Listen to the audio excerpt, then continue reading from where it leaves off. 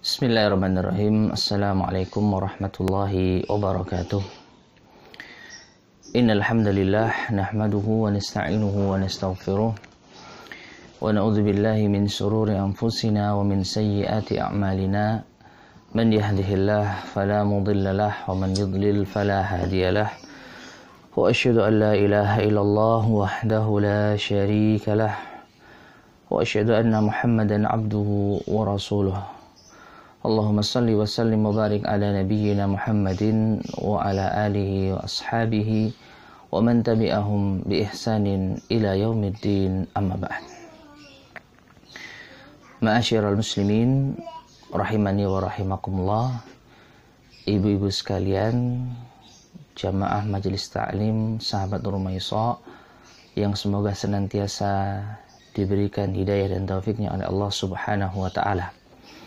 Alhamdulillah, di pagi hari ini kita diperkenankan oleh Allah Subhanahu wa ta'ala untuk bertemu kembali di majelis yang mulia ini, majelis al-ilm, untuk melanjutkan kembali kajian kita membahas tafsir Al-Quranul Karim surat Al-Baqarah, yang mana kita merujuk pada kitab ringkasan tafsir Ibnu Katsir yang berjudul Al-Misbahul Munir fi Tahdzib Ibni Katsir, yang disusun di bawah pengawasan yaitu Fadilatul Syekh Safi Rahman Al-Barakfuri rahimahullahu ta'ala. Dan pada kesempatan di pagi hari ini kita melanjutkan pelajaran tafsir ayat yang kedua, yaitu Allah Subhanahu wa ta'ala berfirman, "Dzalikal kitabu la raiba fihi hudal lil muttaqin." Ini adalah Alkitab yang tidak ada keraguan di dalamnya sebagai petunjuk bagi orang-orang yang bertakwa. Telah kita terangkan sebelumnya makna tidak ada keraguan, demikian pula makna hidayah dan juga orang-orang yang bertakwa. Nah, selanjutnya kita masuk pada ayat yang ketiga. Allah Subhanahu wa ta'ala berfirman, "Alladzina yu'minuna bil ghaibi wa yuqimuna as-salata wa mimma razaqnahum yunfiqun."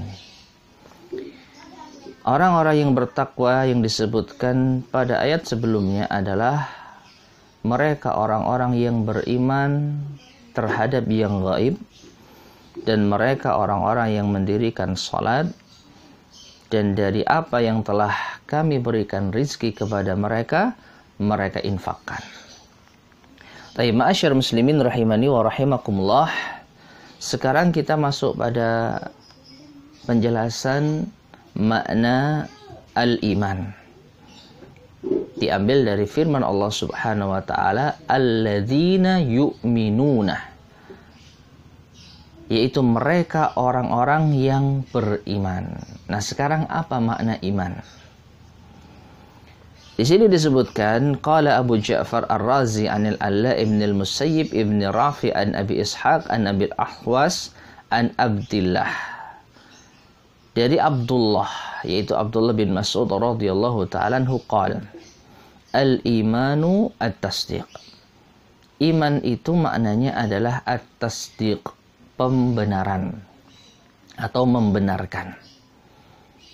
Seorang beriman kepada Allah maknanya adalah seorang membenarkan adanya Allah. Seorang mempercayai adanya Allah Subhanahu wa ta'ala. Wa qala Ali ibn Abi Talhah wa ghairuhu an Ibni Abbas. Ali bin Abi Talhah berkata, dan selain beliau dari Abdullah bin Abbas, yu'minun, makna dari yu'minun, mereka orang-orang yang beriman, yusaddiqun, yaitu mereka orang-orang yang membenarkan atau mempercayai. Wa qala Ma'mar an-Zuhri, sedangkan Ma'mar berkata dari Az-Zuhri, al-imanu al-amalu, iman itu maknanya adalah amal. Wa qala Abu Ja'far Ar-Razi an-Rabi' ibn Anas. Abu Ja'far Ar-Razi berkata dari Rabi' bin Anas, ia berkata, yu'minuna maknanya adalah yakhshawna. Mereka orang-orang yang beriman, maknanya mereka orang-orang yang takut. Taib ma'asyar muslimin rahimani wa rahimakumullah, dari pemaparan atau penukilan Imam Ibnu Katsir di sini, maka bisa kita ringkaskan dan kita perjelas bahwasanya iman menurut para ulama kita, para ahli tafsir dari kalangan para sahabat dan yang selainnya, paling tidak ada 3 makna. Paling tidak ada 3 makna. Yang pertama, menurut yaitu Abdullah bin Mas'ud dan menurut Abdullah bin Abbas radhiyallahu ta'ala anhuma. Iman itu maknanya tasdik. Apa tasdik? Membenarkan, mempercayai. Ini yang pertama.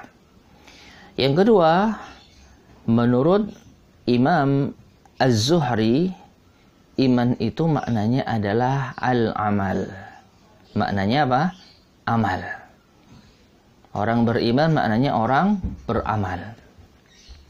Yang ketiga, dari Ar-Rabi' ibnu Anas radhiyallahu atau rahimahullahu ta'ala, iman maknanya al-khasyah, yaitu takut. Jadi ada 3 penafsiran para ulama salaf, sebagaimana yang dinukil oleh Imam Ibnu Katsir rahimahullahu ta'ala. Iman itu bisa bermakna tasdik, membenarkan, bisa bermakna amal perbuatan, dan juga bisa bermakna al-khasyah, rasa takut. Nah, kemudian Ibnu Katsir juga menukil dari penjelasan Imam Ibnu Jarir At-Tabari rahimahullahu ta'ala. Imam At-Tabari mengatakan, wal aula an yakunu mawsufina bil imani bil ghaibi qawlan wa amalan wa i'tiqadan. Dan yang paling utama,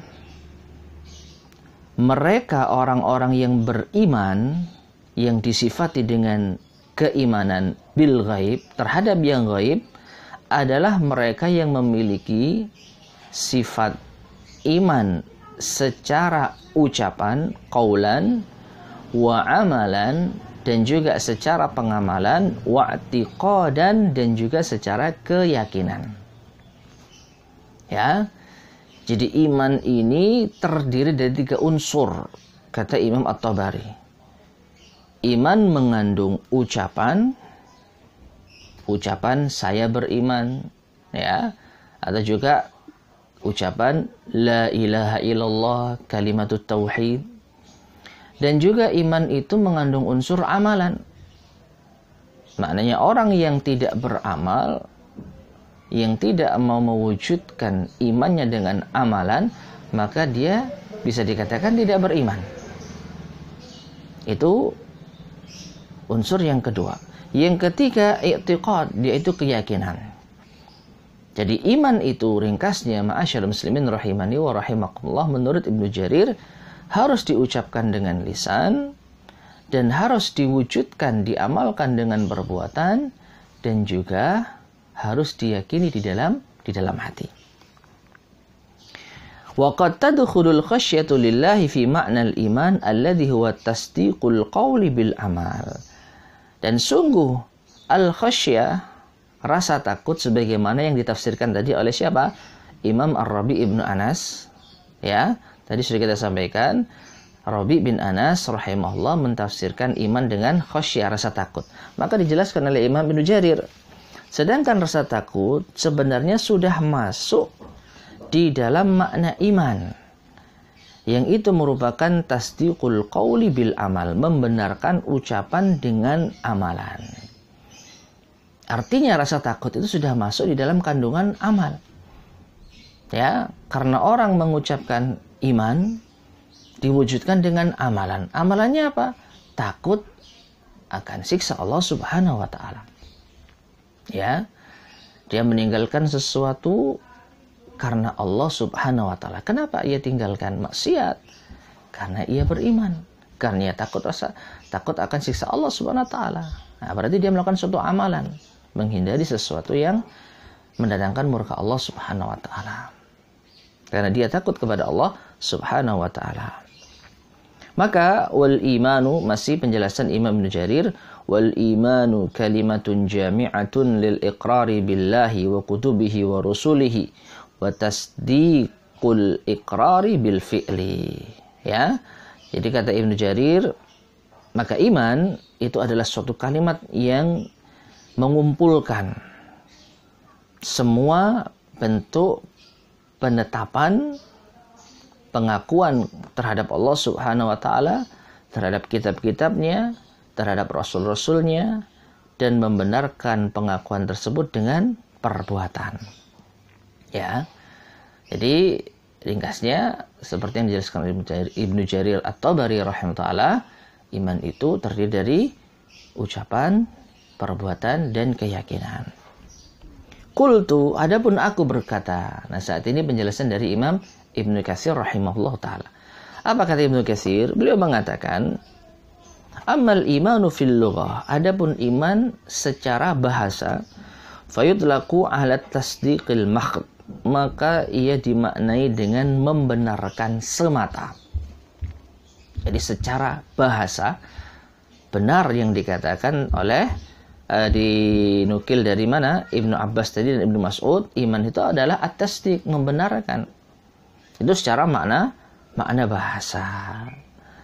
Waqad yusta'malu fil Qur'an wal muradu bihi dzalik, dan terkadang kalimat iman ini diberlakukan di dalam Al-Qur'an, yang dimaksud dengannya adalah membenarkan. Contoh, kama qala ta'ala, sebagaimana Allah berfirman di dalam surat At-Taubah ayat yang ke-61. Dan lagi-lagi ini termasuk di antara keutamaan, keunggulan tafsir Ibnu Katsir.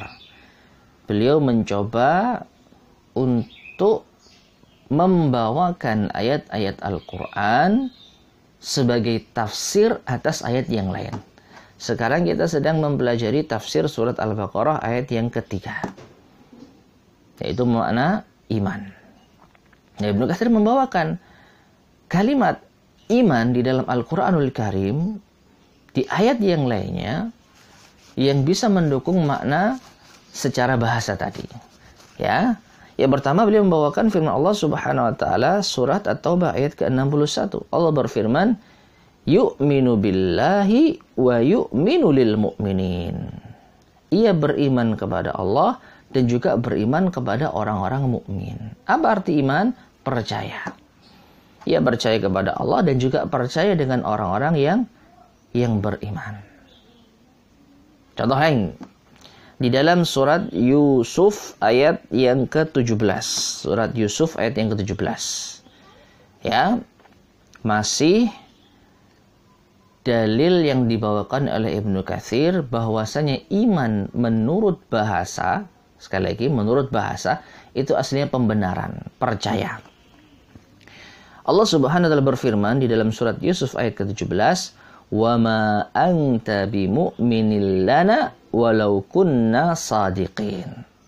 Kisah saudara-saudara Nabi Yusuf yang berbicara kepada ayahnya ketika mereka ingin mengajak Nabi Yusuf untuk bermain-main. Mereka berkata kepada ayahnya Nabi Yusuf, "Dan engkau wahai ayah, tidaklah mukmin kepada kami, tidaklah beriman kepada kami. Ya, wa ma anta bimu'minin lana." Dan engkau wahai ayah tidaklah beriman kepada kami. Apa artinya beriman? Tidaklah percaya kepada kami. Walau kunna shadiqin, meskipun kami orang yang jujur. Ya. Jadi iman di dalam ayat ini maknanya apa? Percaya, membenarkan. Tatkala ayahnya memang tidak percaya untuk menyerahkan Nabi Yusuf kepada saudara-saudaranya, khawatir Nabi Yusuf nanti akan dimakan serigala. Khawatir saudara-saudaranya tidak bisa menjaga Nabi Yusuf. Maka mereka, saudara-saudara Nabi Yusuf, mengatakan kepada ayahnya, "Kenapa engkau tidak percaya kepada kami, wahai ayah? Meskipun kami orang yang jujur." Ya. dengan redaksi kalimat wa ma anta bimu'minin. Demikian pula ma'asyiral muslimin rahimani wa rahimakumullah, apabila iman ini diiringi dengan amal, ya, iman apabila diiringi dengan amal, maka iman ini bermakna percaya, meyakini, membenarkan. Contohnya di dalam surat yaitu At-Tin, ya, surat At-Tin ayat yang ke-6. Allah Subhanahu wa taala berfirman, illal ladzina amanu wa amilus shalihat. Dan juga di dalam surat Al-Asr, ya, tentu saja. Illal ladzina amanu wa amilus shalihat. Kecuali orang-orang yang beriman dan beramal saleh. Apa artinya ayat ini? Orang-orang yang beriman, maknanya orang-orang yang membenarkan, orang-orang yang percaya dengan keyakinan di dalam hatinya dan yang beramal soleh. Jadi iman di dalam konteks kayak ini, ayat ini beda dengan amal. Orang-orang yang beriman, orang-orang yang percaya, orang-orang yang berkeyakinan, dan orang-orang yang beramal soleh. Ya, dan seperti itu. Jadi intinya ma'asyiral muslimin rahimani wa rahimakumullah, secara bahasa menurut Imam Ibnu Katsir, iman itu maknanya adalah membenarkan, mempercayai, meyakini. Ya, dan tadi sudah kita bacakan atau kita bawakan 3 ayat Al-Qur'an yang mendukung hal tersebut.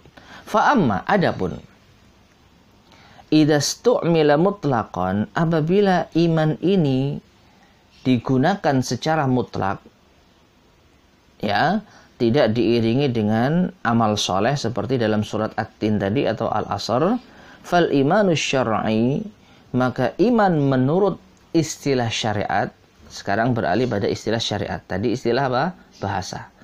Iman menurut istilah syariat, al-matlub yang diinginkan, la yakunu, tidaklah terjadi, illa i'tiqadan wa qawlan wa amalan, kecuali berdasarkan keyakinan, ucapan, dan amalan.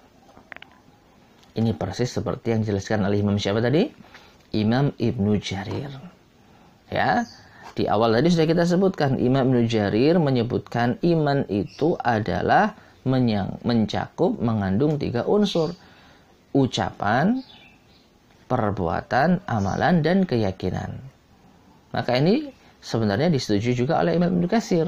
Tapi beliau membagi iman itu, istilah syar'inya adalah terdiri dari ucapan, perbuatan, dan amalan.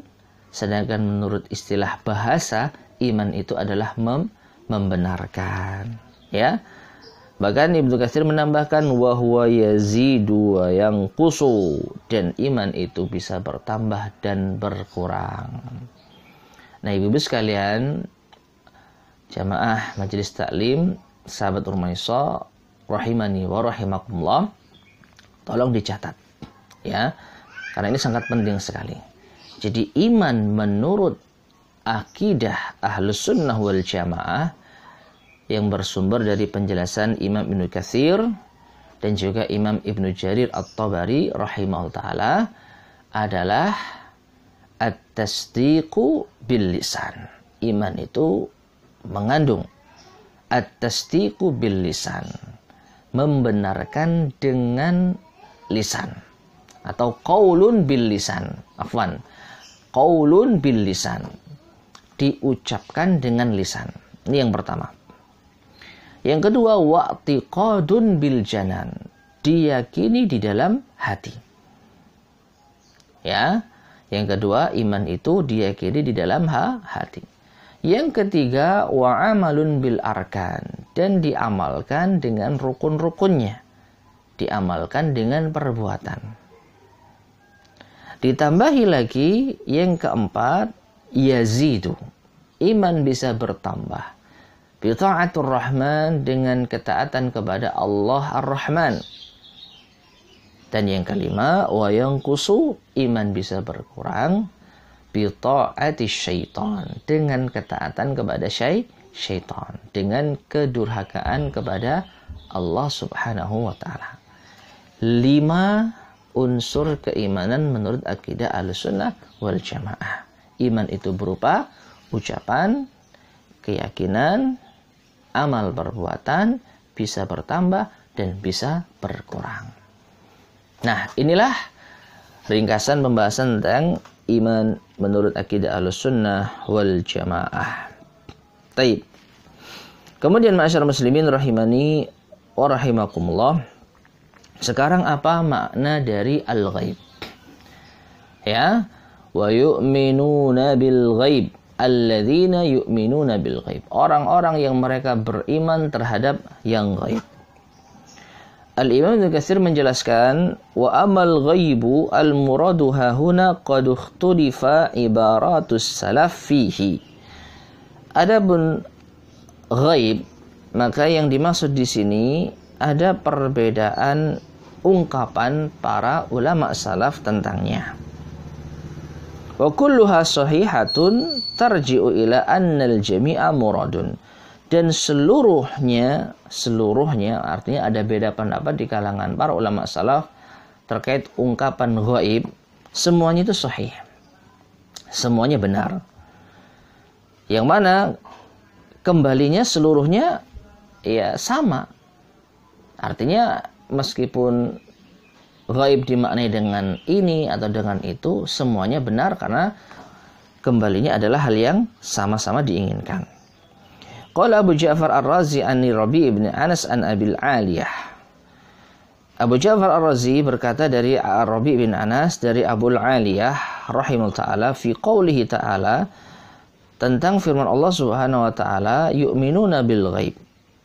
Qal Abul Aliyah mengatakan yu'minuna billahi wa malaikatihi wa kutubihi wa rusulihi wal yaumil akhiri wa jannatihi wa narihi wa liqa'ihi. Wa yu'minuna bil hayati ba'dal maut wa bil ba'si fa hadha ghaibun kulluhu. Ya. Jadi menurut Abul Aliyah, beriman terhadap yang gaib itu apa? Beriman kepada Allah, kepada malaikatnya, kepada kitab-kitabnya, kepada rasul-rasulnya, kepada hari akhir, kepada surga, kepada neraka, kepada perjumpaan dengan Allah, dan beriman juga terhadap kehidupan setelah kematian dan juga kebangkitan. Ini semua masuk di dalam makna beriman terhadap hal yang gaib. Ya. Semua ini kata beliau adalah hal yang gaib. Allah Subhanahu wa taala.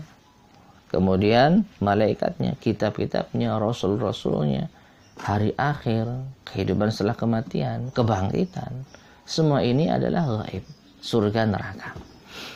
Wa kadza qala Qatadah ibnu Di'amah, demikian pula ini yang dikatakan oleh Qatadah ibnu Di'amah. Jadi dua tokoh salaf yang mentafsirkan gaib dengan ini semua adalah Abul Aliyah dan Qatadah. Taib. Warwa Sa'id ibnu Mansur an Abdurrahman ibni Yazidin qal. Diriwayatkan oleh Sa'id bin Mansur dari Abdurrahman bin Yazid, ia berkata, kunna inda Abdullah bin Mas'udin julusan. Kami sedang duduk bersama dengan Abdullah bin Mas'ud. Fadzakarna ashaban Nabi sallallahu alaihi wasallam wa ma sabaquna bih. Lalu kami sebutkan para sahabat Nabi sallallahu alaihi wasallam dan apa yang mereka telah mendahului kami dengannya. Ya, jadi para tabi'in berkumpul di hadapan Ibnu Mas'ud lalu menceritakan tentang keutamaan sahabat Rasulullah SAW. Mereka telah mendahului kita dengan keimanan. Faqala Abdullah, maka Abdullah bin Mas'ud mengatakan, inna amra Muhammadin sallallahu alaihi wasallam kana bayyinan liman ra'ah. Sesungguhnya perkara Nabi Muhammad sallallahu alaihi wasallam itu jelas bagi siapapun yang melihat beliau. Walladzi la ilaha ghairuh, dan demi Allah yang tidak ada ilah sesembahan yang benar kecuali Dia. Ma amana ahadun qattu imanan afdhalu min imanin bi ghaibin. Perhatikan di sini ya. Kata Ibnu Mas'ud, ya, tidak ada seorang pun yang beriman dengan keimanan yang paling afdhal, paling utama dibandingkan dengan keimanan terhadap hal yang gaib. Tsumma qara'a, kemudian Ibnu Mas'ud membawakan firman Allah Subhanahu wa taala, Alif Lam Mim dzalikal kitabu la raiba fihi hudal lil muttaqin alladzina yu'minuna bil ghaibi, sampai firman Allah Subhanahu wa taala al-muflihun. Ya. Apa maknanya? Maknanya ma'asyar muslimin rahimani wa rahimakumullah, bisa kita simpulkan. Ibnu Mas'ud mentafsirkan al-ghaib adalah dengan sesuatu perkara yang gaib yang tidak dijumpai oleh manusia saat itu. Dalam hal ini konteksnya adalah para tabi'in. Ya. Para tabi'in tidak melihat Rasulullah SAW. Tidak bertemu dengan Rasulullah SAW. Tetapi mereka beriman kepada Rasulullah SAW. Beriman kepada apa yang beliau bawa. Berupa apa? Keimanan kepada Allah. Keimanan kepada Al-Quran. Keimanan kepada malaikat. Keimanan kepada hari akhir. Keimanan terhadap takdir. Ini semua mereka dapatkan dari Rasulullah SAW, meskipun mereka tidak berjumpa dengan Rasulullah. Mereka mengambilnya dari para sahabat radhiyallahu ta'ala anhum. Nah, maka dari itu Ibnu Mas'ud mengatakan, perkara apa yang dibawa Rasulullah SAW itu jelas bagi siapa yang bertemu dengan beliau. Dalam hal ini tentu apa? Para sahabat. Maknanya seakan-akan orang kalau bertemu dengan Rasulullah SAW, maka insya Allah mudah untuk beriman. Seakan-akan.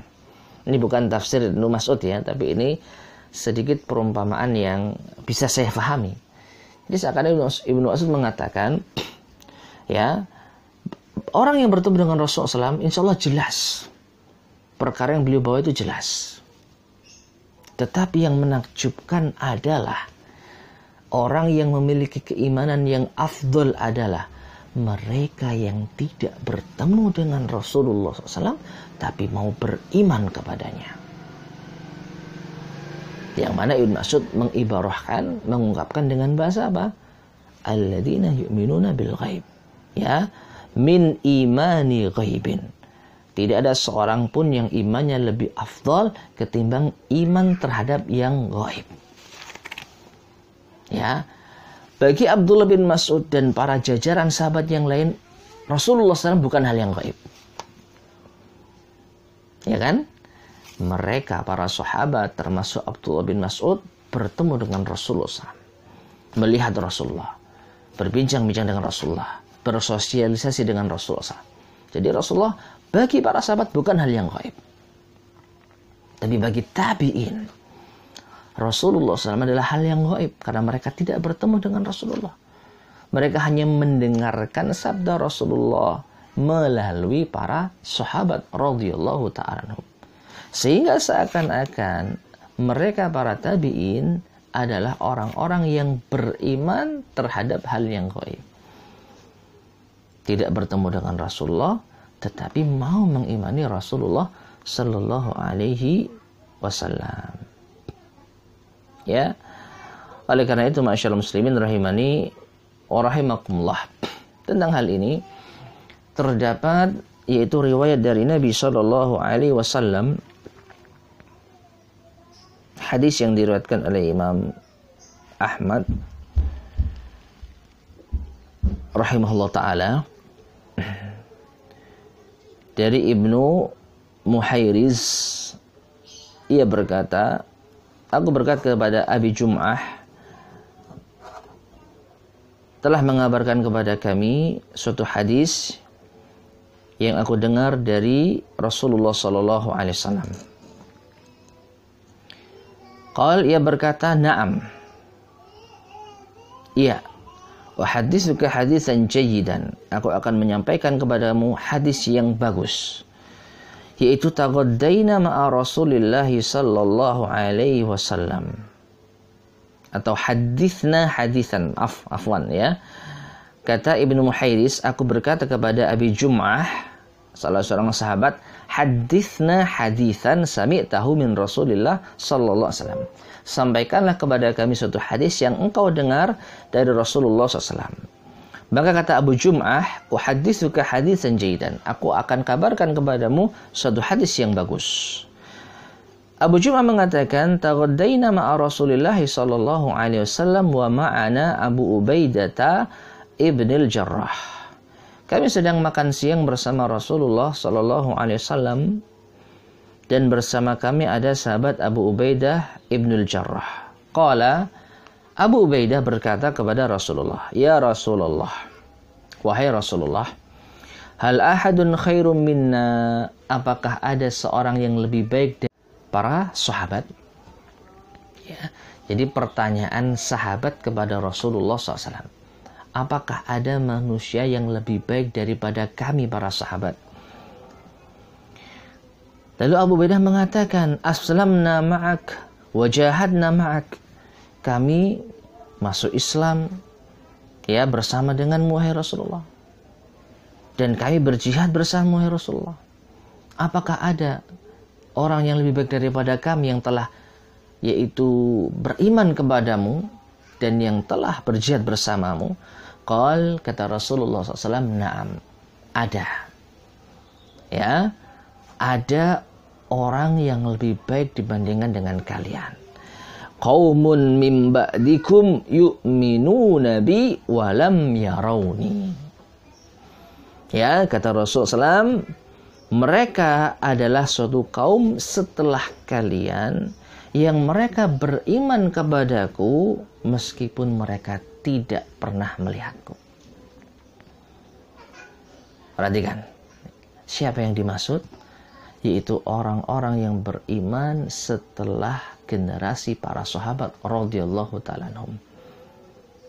Dimulai dari para tabi'in, tabi'ut tabi'in, ya, dan seterusnya hingga akhir zaman orang-orang yang beriman kepada Rasulullah SAW. Mereka masuk di dalam kategori kaum yang lebih baik dibandingkan dengan para sahabat radhiyallahu ta'ala anhum. Namun ma'asyiral muslimin rahimani wa rahimakumullah, bukan berarti kita ya generasi setelah sahabat itu lebih baik dibandingkan dengan para sahabat secara mutlak. Tidak benar. Ya, generasi terbaik umat ini tetap dipegang oleh para sahabat radhiyallahu ta'ala anhum. Berdasarkan keumuman hadis Rasulullah sallallahu alaihi wasallam, khairun nasi qarni, thumma alladhina yalunahum, thumma alladhina yalunahum. Sebaik-baik manusia adalah mereka yang ada di generasiku, para sahabat. Kemudian yang setelah mereka, kemudian yang setelah mereka. Ya.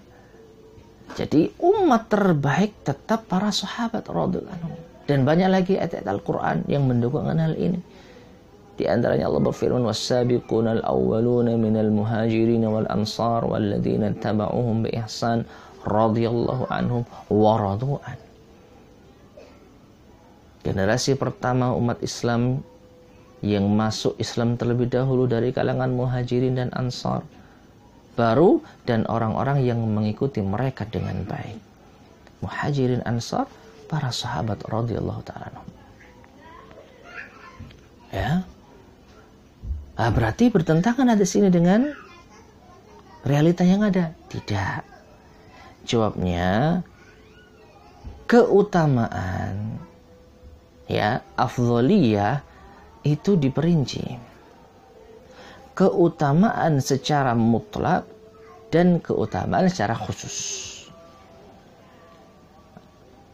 Ya, secara tafsil terperinci. Adapun keutamaan secara mutlak, mana yang lebih utama antara sahabat dan selain sahabat? Maka jawabannya sahabat umat terbaik. Sahabat umat terbaik. Namun apabila diperinci, Adapun keimanan mereka dalam artian cara mereka beriman kepada Rasulullah SAW, ini masih lebih baik orang-orang setelah sahabat. Kenapa demikian? Ini bukan derajat keimanan ya, tapi cara beriman atau sisi bagaimana mereka beriman. Para sahabat beriman kepada Rasulullah SAW dengan cara yang bisa kita katakan cukup mudah. Kenapa? Karena mereka bertemu dengan Rasulullah. Rasulullah SAW adalah manusia yang paling baik bahasanya, paling menasihati umatnya, paling hikmah dalam bertutur kata, dan paling pandai di dalam berdakwah. Sehingga orang kalau bertemu dengan Rasulullah SAW lebih mudah untuk beriman kepada Rasulullah dibandingkan dengan siapa? Dibandingkan dengan orang yang tidak pernah bertemu dengan Rasulullah SAW. Tetapi ketika ada orang yang tidak pernah bertemu dengan Rasulullah mau beriman kepada Rasulullah, di sini ada nilai plusnya. Dan disitulah yang dimaksud manusia yang memiliki keimanan yang utama. Jadi dari sisi ini, generasi setelah sahabat lebih utama dibandingkan dengan sahabat. Jadi keunggulan mereka apa? Keunggulan generasi setelah sahabat, mereka mau beriman terhadap hal yang gaib. Rasulullah gaib. Rasulullah meninggalkan mereka. Mereka tidak pernah bertemu dengan Rasulullah SAW. Tapi mau beriman kepada Rasulullah. Ini luar biasa. Sedangkan para sahabat, mereka menyaksikan Rasulullah. Melihat bagaimana Rasulullah SAW berdakwah. Dan ini lebih mudah untuk diterima.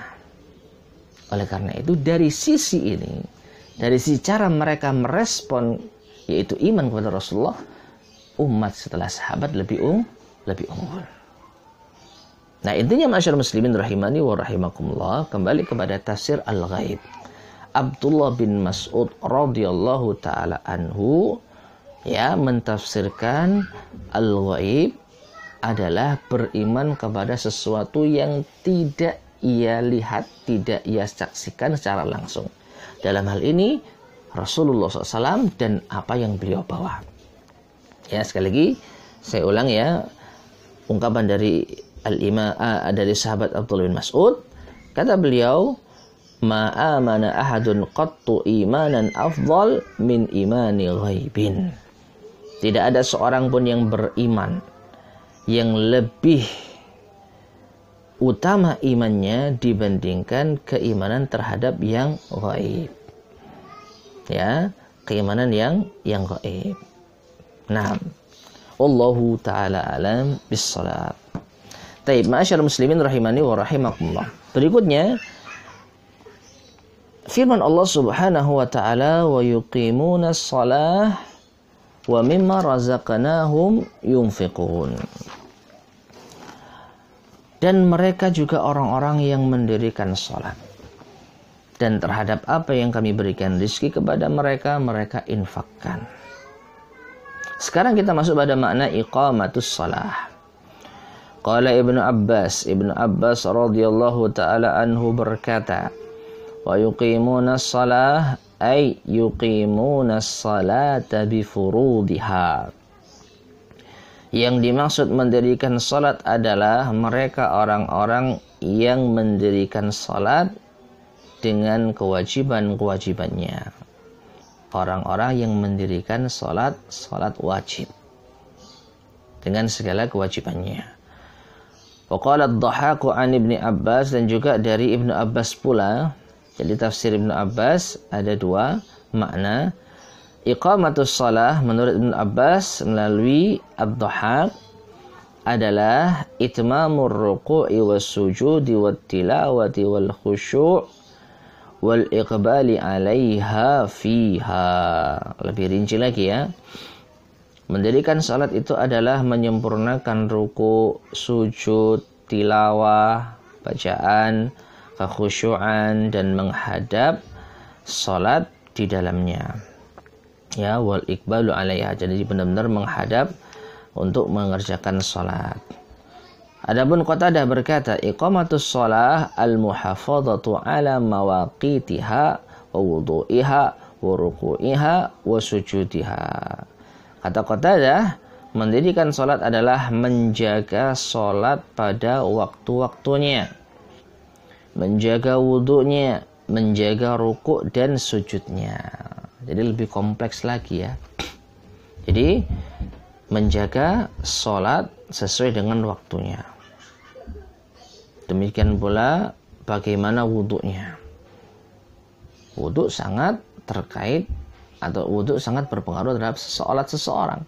Orang yang tidak sah wudhunya maka otomatis salatnya tidak sah.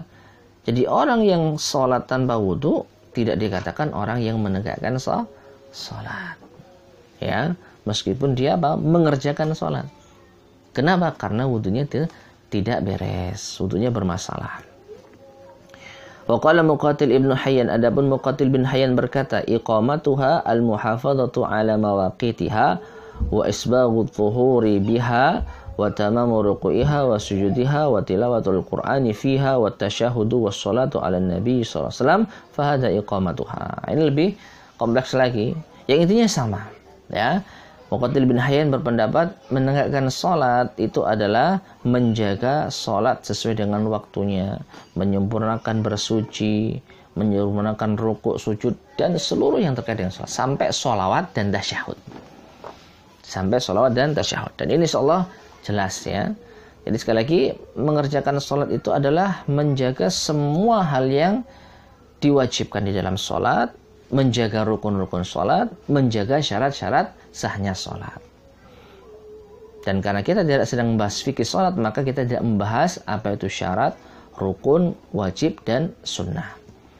Ya, yang jelas orang-orang yang menegakkan salat adalah orang-orang yang menjaga rukun salat, kewajiban salat, syarat sahnya salat, termasuk kewajiban dan sunnah-sunnah salat. Taib. Adapun al-muradu bil infaq, yang dimaksud dengan infak apa sekarang? Wa mimma razaqnahum yunfiqun. Dan dari rizki yang telah kami berikan kepada mereka, mereka berinfak. Qala Ali bin Abi Thalhah, dan selainnya Ani bin Abbas. Tafsir ini bersumber dari Ibnu Abbas. Wa mimma razaqnahum yunfiqun. Qal, kata Ibnu Abbas, zakatu amwalihim. Jadi infak di dalam ayat ini yang dimaksud adalah zakat dari harta mereka.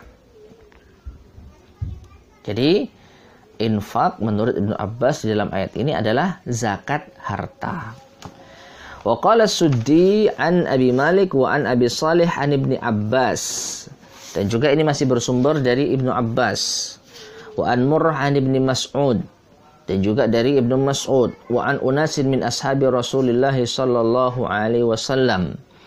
Dan juga bersumber dari para sahabat Rasulullah sallallahu alaihi wasallam yang lainnya. Wa mimma razaqnahum yunfiqun. Maknanya adalah qal, kata mereka semua, nafaqatur rajuli ala ahlihi. Yang dimaksud infak di sini adalah nafkah seseorang atau nafkah kepala rumah tangga terhadap keluarganya. Nafkah suami kepada istri, nafkah ayah kepada anak. Ya, wa hadza qabla an tanzila zakatu, dan ini sebelum diturunkan syariat zakat. Dan ini sebelum turun syariat zakat. Ya. Jadi dua-duanya insya Allah tidak bertentangan. Zakat atau infak. Infak di dalam ayat ini apa? Tadi ditafsirkan oleh Ibnu Abbas, infak artinya zakat harta. Nah, sebelum zakat diwajibkan, infak yang dimaksud apa? Infak yang dimaksud adalah kewajiban seseorang untuk memenuhi nafkah keluarganya. Ya, meskipun beda ya.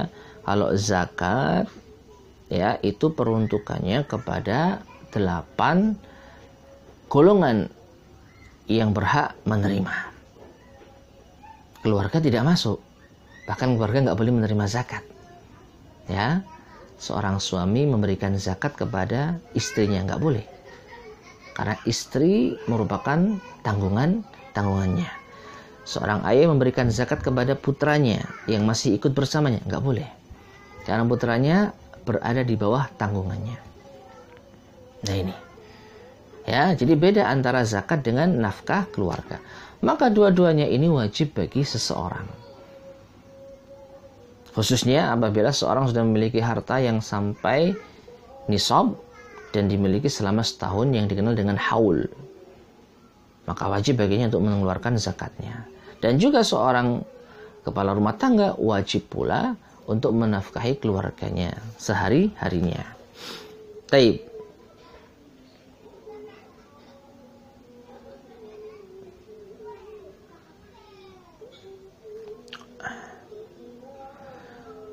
Dikatakan oleh Juwaybir dari Ad-Dhahhak. Jadi tafsir ini bersumber dari Ad-Dhahhak. Beliau mengatakan kanatin nafaqatu qurbanan yataqarrabuna biha ilallah ila qadri maisaratihim wa juhdihim. Nafkah itu merupakan bentuk pendekatan diri kepada Allah Subhanahu wa taala sesuai dengan kadar kelapangan dan kesempitan manusia. Hatta nazalat faraidus shadaqat, hingga akhirnya turun kewajiban sedekah, kewajiban zakat. Sabu ayatin fi surati Bara'ah mimma yuzkaru fihinna sadaqat hunna nasikhatul muthbitat. Ya. Kata Bara'ah, ya, surat At-Taubah, dari apa-apa yang disebutkan di dalamnya berupa sadaqat.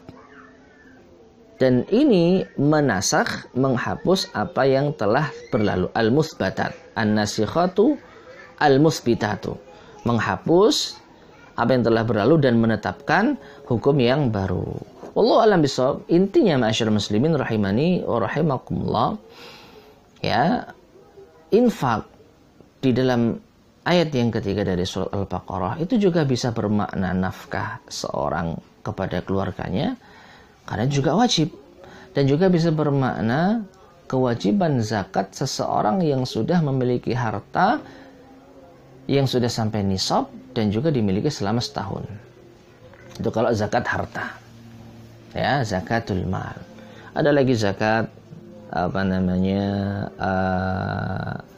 zakatul mawashi, zakat hewan ternak. Ya, itu juga sama, ada nisabnya dan juga dimiliki selama setahun. Ada lagi zakat yaitu tanaman, zakat tumbuh-tumbuhan yang dibayarkan ketika panen. Nah, ini semua adalah kewajiban. Ini adalah semua kewajiban dan masuk di dalam wallahu a'lam bishawab makna orang-orang yang berinfak. Wallahu a'lam bishawab. Nah, kemudian Ibnu Katsir menerangkan di sini. Katsiran ma yaqrinullahu ta'ala baina sholati wal infaqi minal amwal. Banyak sekali Allah menggandengkan antara salat dan infak berupa harta. Wa aqimus shalah wa atuz zakah wa anfiqu mimma razaqnahum, ya.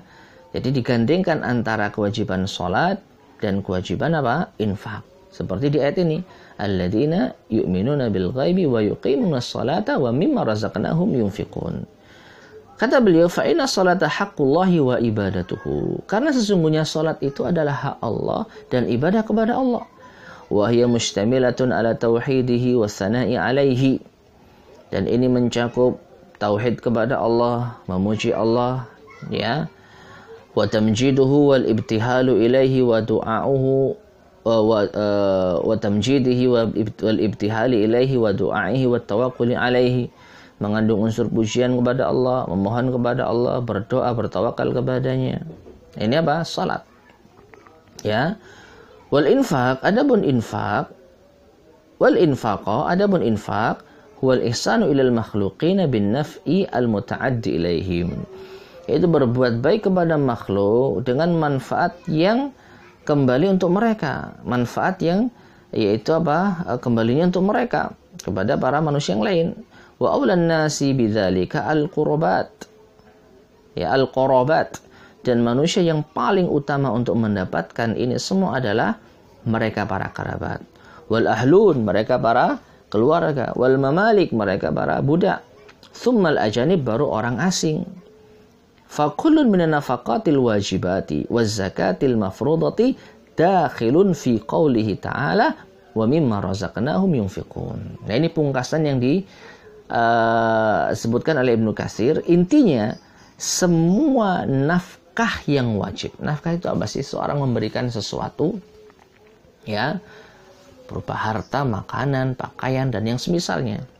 Nah, ini semua nafkah yang wajib, nafkah suami kepada istri, ayah kepada anak, waz zakatil mafruḍah, dan juga zakat yang diwajibkan, zakat mal, zakat emas perak, ya, zakat pertanian, zakat hewan ternak, dakhilun fi qouli ta'ala, ini semua masuk di dalam firman Allah, wa mimma razaqnahum yunfiqun.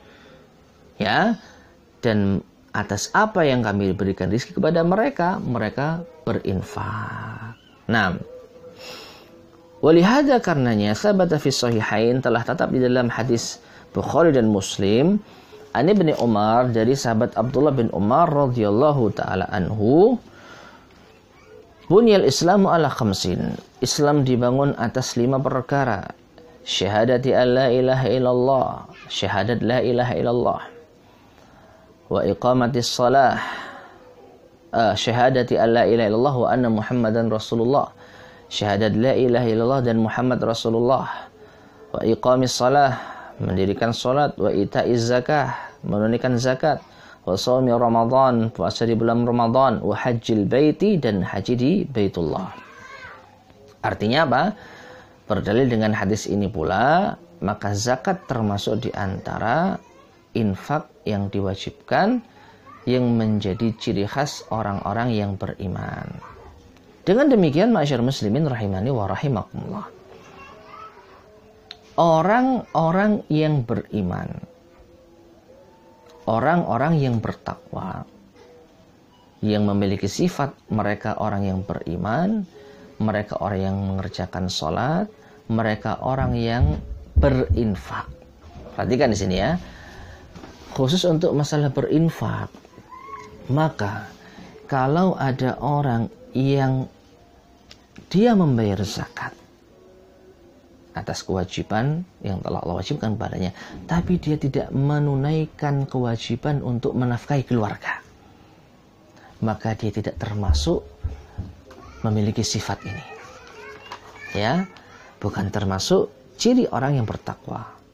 Orang yang bertakwa adalah orang yang beriman kepada yang gaib, orang yang mendirikan salat, orang yang mengeluarkan infaknya.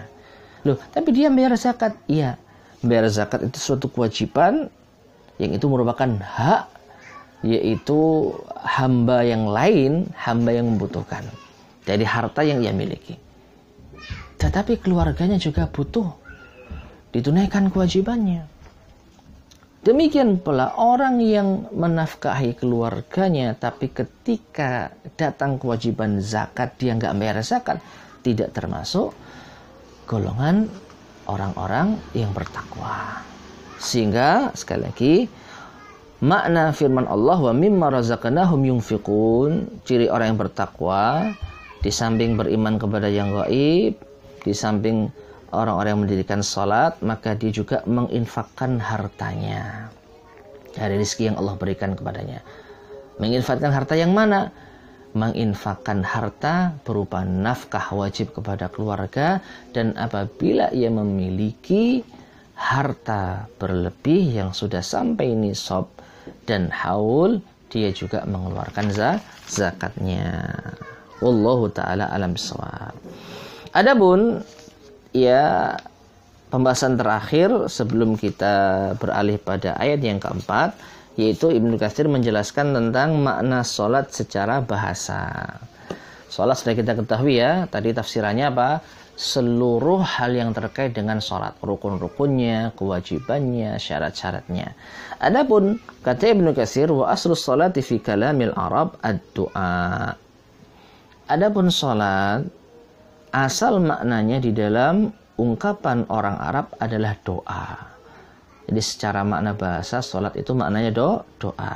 Tsumma stu'milatis sholatu fi syar'i fi dzatir ruku'i was sujud wal af'alil makhsusati fil awqatil makhsusah bisyurutihal ma'rufah wa sifatiha wa anwa'iha al-masyhura. Namun kemudian sekarang salat sudah memiliki makna tersendiri dalam istilah syariat, yaitu suatu amalan yang di sana ada ruku, sujud, dan amalan-amalan khusus di waktu-waktu tertentu dengan syarat yang telah diketahui, dengan sifat yang telah dikenal, ya, dan berbagai macam sifat-sifat yang telah masyhur pula.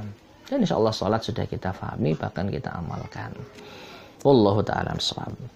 Ma'asyiral muslimin rahimani wa rahimakumullah, para jamaah kajian majelis taklim sahabat Rumah Isya rahimani wa rahimakumullah.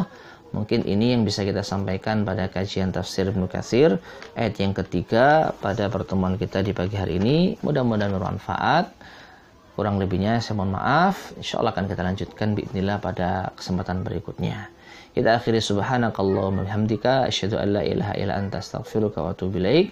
Alhamdulillahirabbil alamin. Assalamualaikum warahmatullahi wabarakatuh.